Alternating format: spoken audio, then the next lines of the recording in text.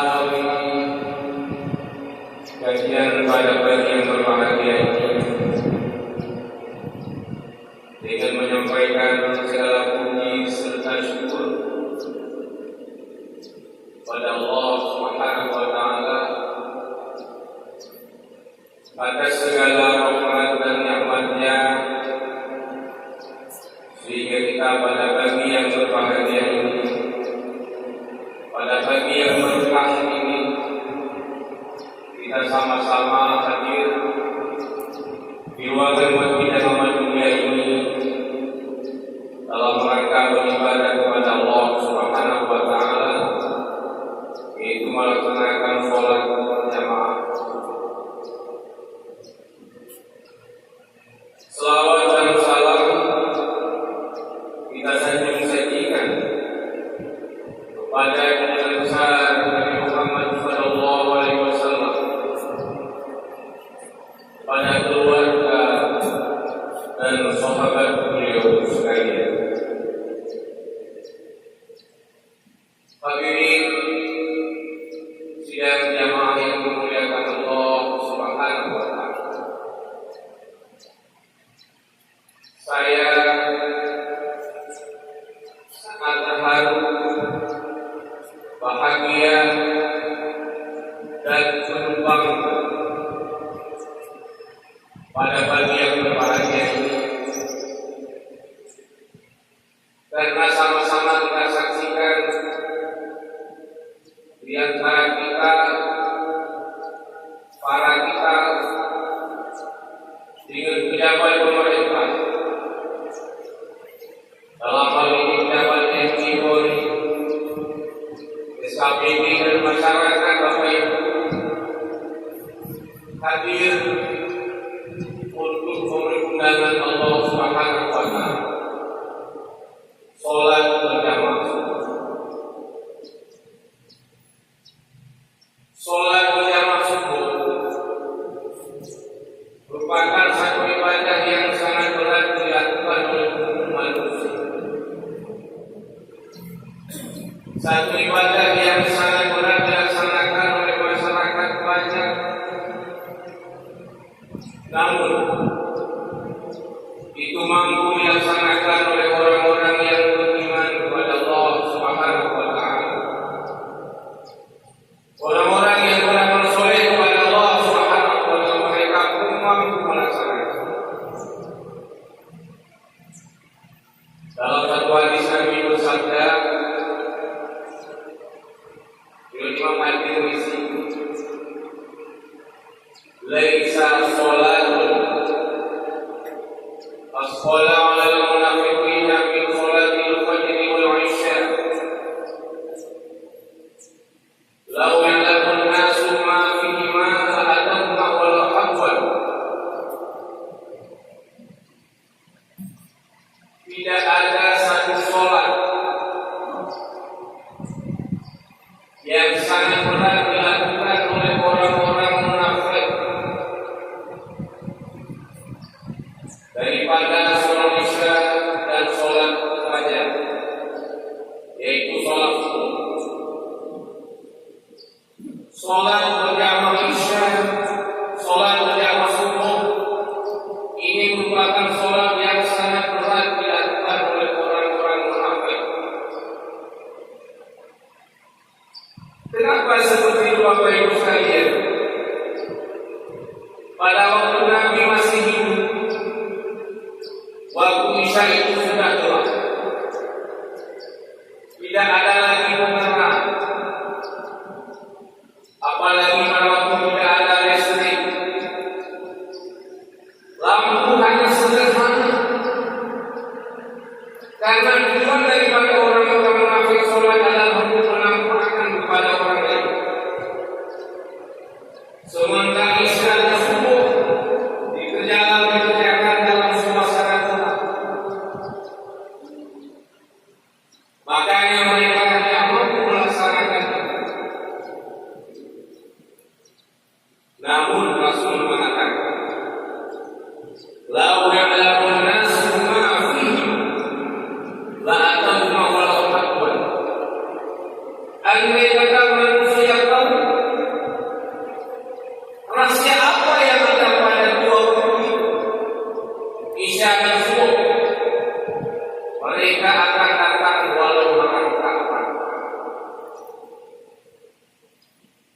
Walaupun sholat di atas kursi roda, walaupun dengan kaki akan datang melaksanakan itu,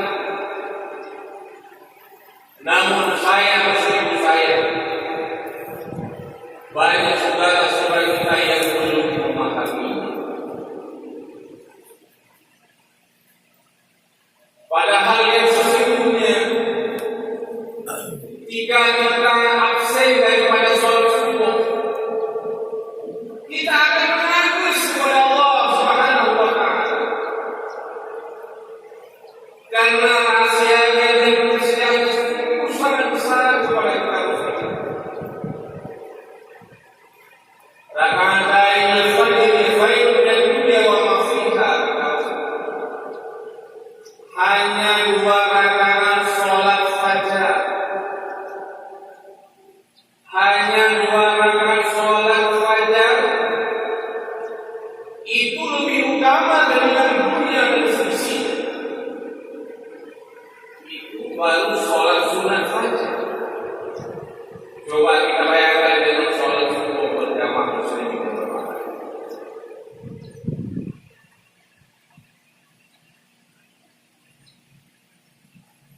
Kaum muslimin sekalian yang dimuliakan Allah Subhanahu wa Ta'ala, makanya pada pagi yang berbahagia saya sangat senang.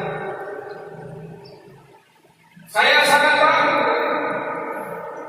dengan kita masyarakat Kota Lusmau ini. Ada yang namanya subuh Jumat di Prakarsa Yola, ada yang namanya subuh Minggu di Prakarsa Yola, ada yang namanya subuh Sabtu di Prakarsa oleh para anak muda. Dan mudah-mudahan ke depan tidak hanya 3 hari, namun pada hari-hari yang lain ada saja yang memprakarsai ini. Karena yang semuanya ini sudah diprakarsai oleh Rasulullah Sallallahu Alaihi Wasallam. Salatul jamaah afdalu min salatil fardhi bi sab'i sayyidina wajah. Salatul jamaah ini lebih utama dibanding salat sendirian dengan 20.000 derajat. Muslimin yang dimuliakan Allah Subhanahu wa Ta'ala, timbul satu pertanyaan kita. Bagaimana caranya semoga kita semua mudah melaksanakan ini? Hari ini masjid-masjid yang ada di Kota Lusmau ini hampir semuanya ber-AC, kecuali Science Center karena memang tinggi. Hampir semuanya punya marmer yang bagus, hampir semuanya punya waduk yang bagus. Jalan-jalan sudah bagus, sudah licin, lampu penerang pun demikian. Pada masa Nabi Sallallahu Alaihi Wasallam,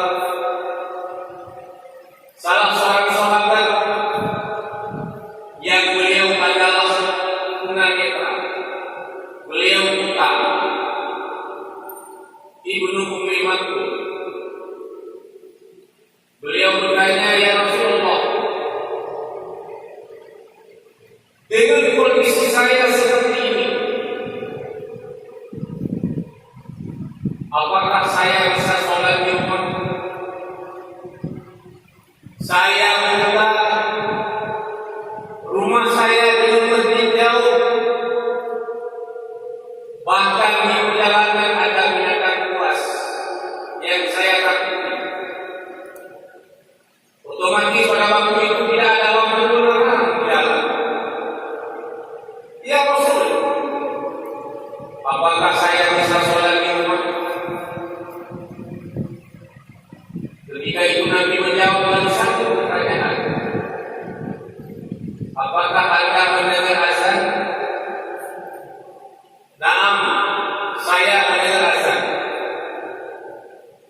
Kalau Anda mendengar azan, Anda wajib sholat di masjid.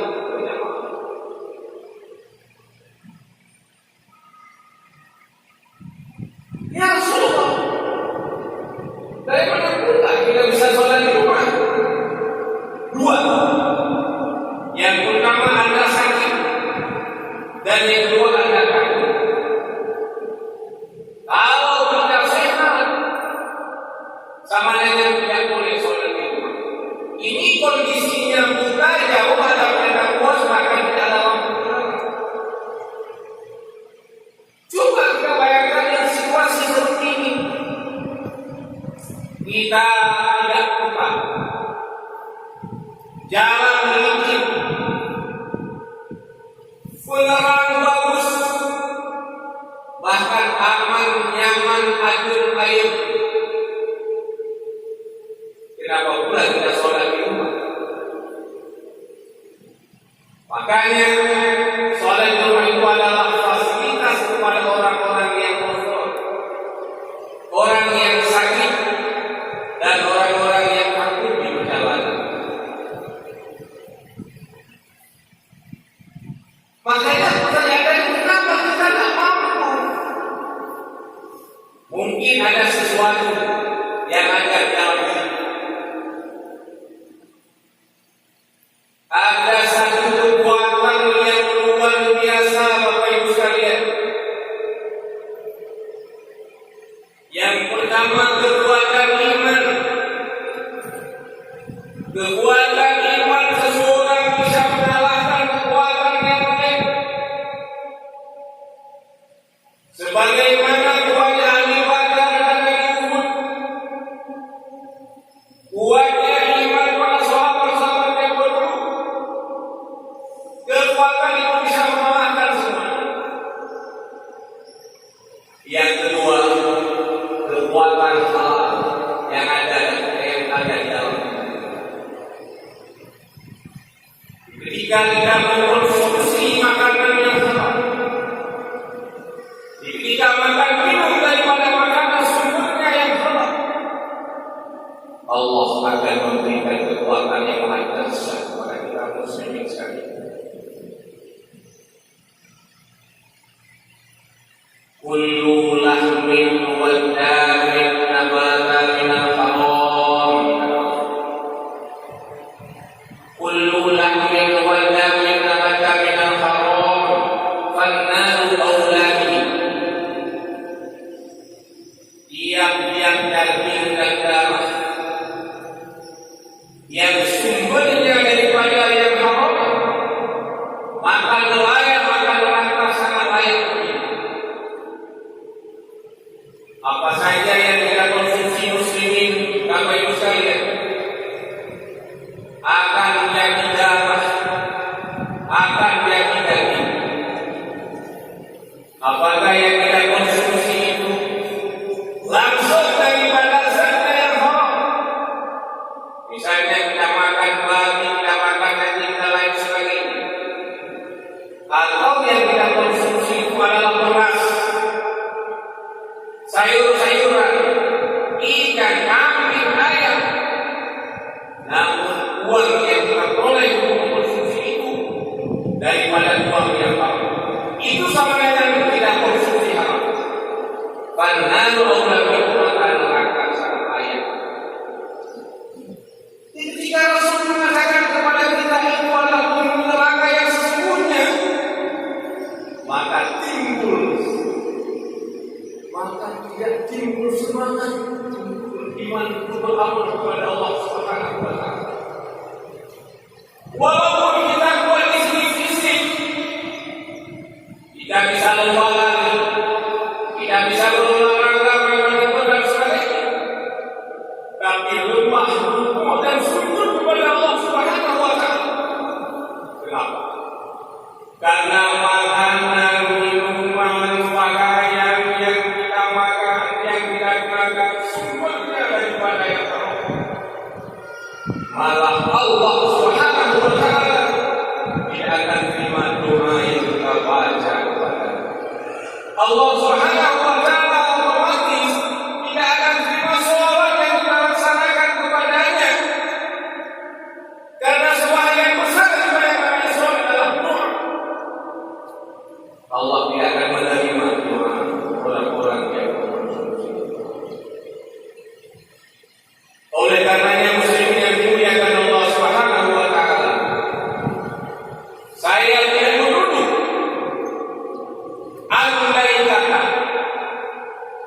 andai kata selama ini ada praktek-praktek haram yang kita lakukan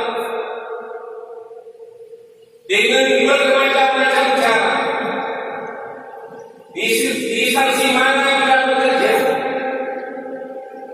kita sebagai petani, kita sebagai nelayan, kita sebagai buruh bangunan, kita sebagai politisi, kita sebagai hakim, polisi, tentara, kita sebagai pegawai negeri sipil, kita sebagai guru, kita sebagai ustaz, semuanya.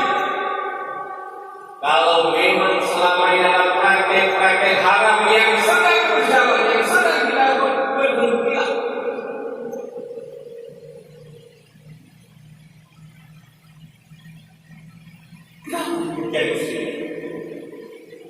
Allah berfirman dalam surah Al-Baqarah ayat 275 sampai seterusnya. A'udzubillahi minasyaitonir rajim. Alladzina ya'kuluna riba la yaqumuna illa kama yaqumu alladzi yatakhabbathu asy-syaitan minal mas. Dzalika bi annahum qalu innamal bay'u mislu riba wa 'alallahu al-bay'a wa harrama riba. Orang-orang yang makan riba, orang-orang yang terjebak di dalam makan riba, dalam mengkonsumsi sesuatu yang tidak halal alias haram, tidak bisa berdiri nanti di kuburnya pada hari kiamat, kecuali sama seperti berdirinya orang-orang yang termasuk syaitan karena gila. Orang-orang pada waras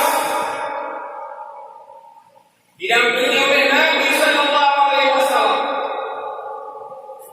Orang-orang beriman sedang bersukaria menikmati amalnya. Namun kita yang makan haram, kita yang terlibat dalam praktek haram, kita sama seperti orang gila. Mending kita gila di dunia ketimbang kita gila di akhirat. Kalau kita gila di dunia sama dengan kita tak berakal,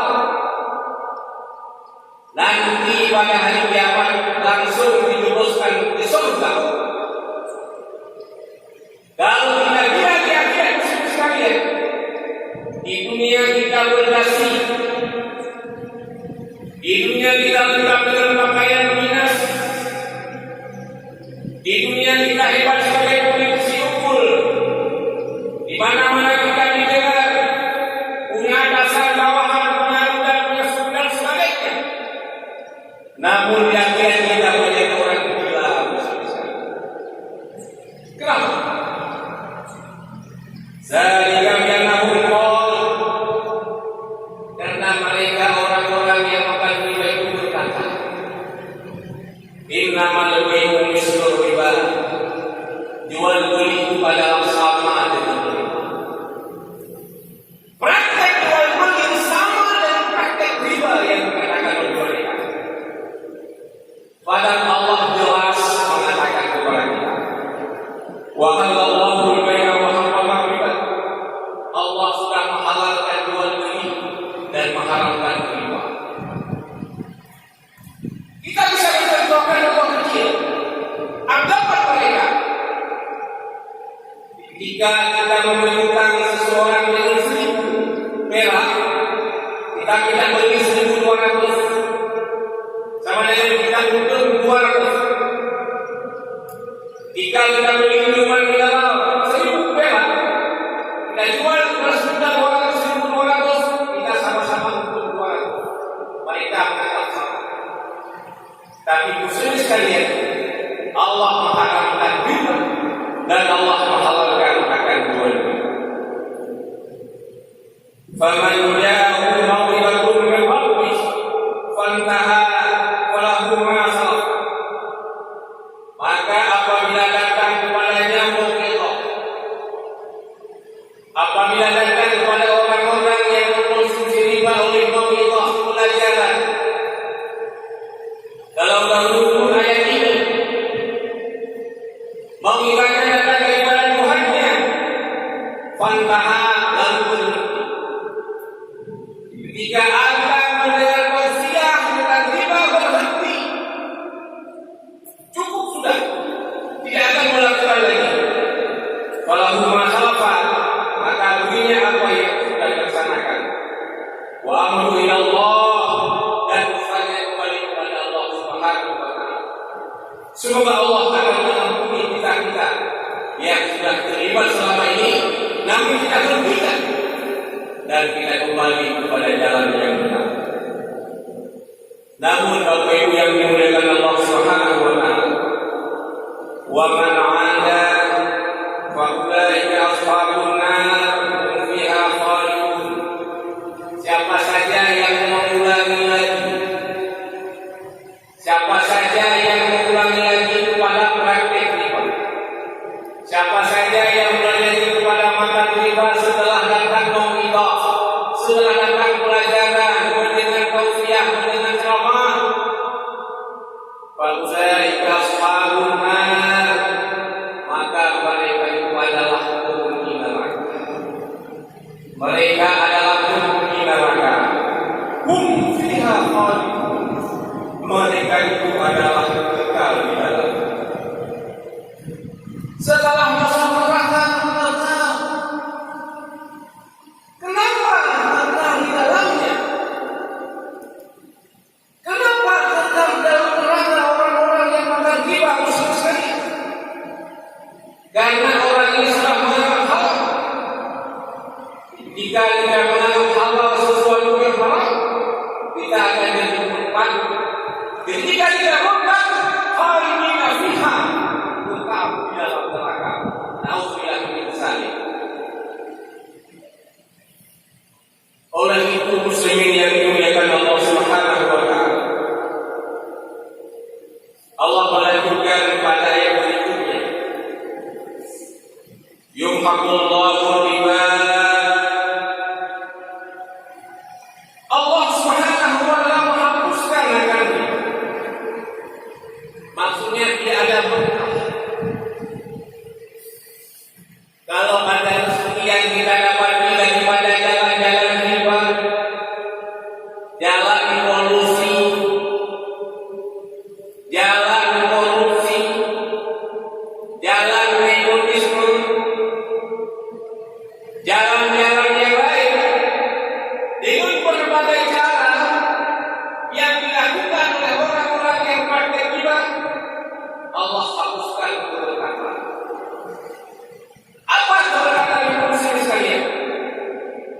Tidak ada kekuatan fisik untuk kita beribadah kepada Allah Subhanahu wa taala. Walaupun tidak ada kekuatan fisik untuk kita beribadah kepada Allah Subhanahu wa taala, namun kita kuat di bidang fisiknya. Allah juga akan menyebutkan sedekah, karena Allah tidak akan mencintai orang-orang yang kufar dan orang-orang yang beriman dengan dosa. Dari itu muslimin, innal ladzina amanu wa amilus sholihat wa aqamus sholata wa atuz zakata lahum ajrun 'inda rabbihim wa la khaufun 'alaihim wa la hum yahzanun. Sesungguhnya orang-orang yang beriman kepada Allah wa amilus sholihat, iman itu disertai oleh amal soleh, wa aqamus sholat, lalu kita mendirikan sholat. Jika kita benar-benar beriman kepada Allah Subhanahu wa taala, ada satu kekuatan yang maha dahsyat. Lalu kita ingin menipu dengan amal soleh, biasanya wa aqamus sholat, kita mendirikan sholat. Apapun kerjaan yang sedang kita lakukan, jika kita mendengar panggilan azan hanya sholat, tinggalkan semuanya. Maaf, saya bangga dengan seorang pejabat kota Semawi. Beliau Kapolres Semawi. Namanya waktu itu AKBP Agus Salim.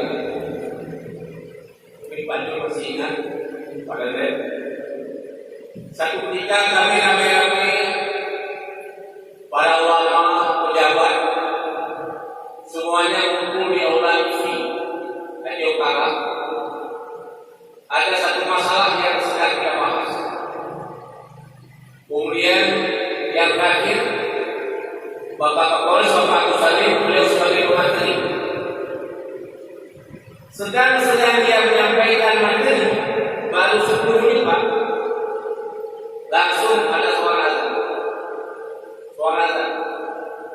Wassalamualaikum langsung tutup, dia berangkat.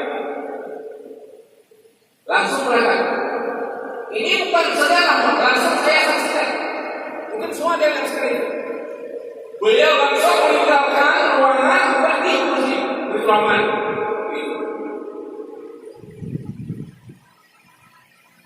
Peserta bingung. Masih ada pejabat yang seperti pangkatnya yang kolonel, AKBP, tapi meninggalkan semua. Apa yang terjadi Bapak sekalian? Tepat konten, tepat jam 2 kita mulai kembali, beliau sudah duduk di meja dan langsung berbicara. Kita ada yang sedang makan, ada yang sedang dibuat, ada yang sedang melepaskan sandal, dan lain sebagainya. Beliau langsung konten, langsung berbicara, dan tidak sedikit pun kata-kata menunjukkan orang lain. Selesai dia berbicara, moderator kasih sinyal jawab, dia berbicara. Kemudian langsung dia. Ini Bapak Haji Agus Salim, sekarang saat di mana? Di mana saya selama? Maka saya bersama menjawab di diri saya sampaikan ini. Saya sampaikan ini.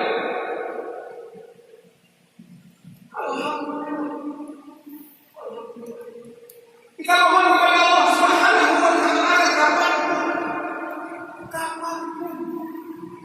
Allah menghadirkan kepada Rasul ini pejabat seperti beliau. Apakah di kalangan pejabat sipil, di kalangan pejabat militer, di kalangan pejabat politisi, di kalangan pejabat legislatif dan sebagainya? Kenapa? Karena ibadah yang dilakukan oleh pemimpin ini beribadah yang dilakukan oleh kita tidak semua. Imam Ahmad bin Hanbal mengatakan yang ini diikuti oleh Syekh Yusuf Al-Qaradawi. Andai kata ada satu doa yang makbulah, andai kata doa hanya satu yang bisa kamu ucapkan, kamu jangan berdoa istrimu menjadi istri yang soleh, tapi berdoalah kepada pemimpin menjadi pemimpin yang soleh. Kenapa demikian? Kalau Anda berdoa kepada istrimu, cuma Anda yang menemani istrimu yang soleh. Tapi kalau Anda berdoa kepada pemimpin yang soleh, masyarakat akan menikmati kesolehannya.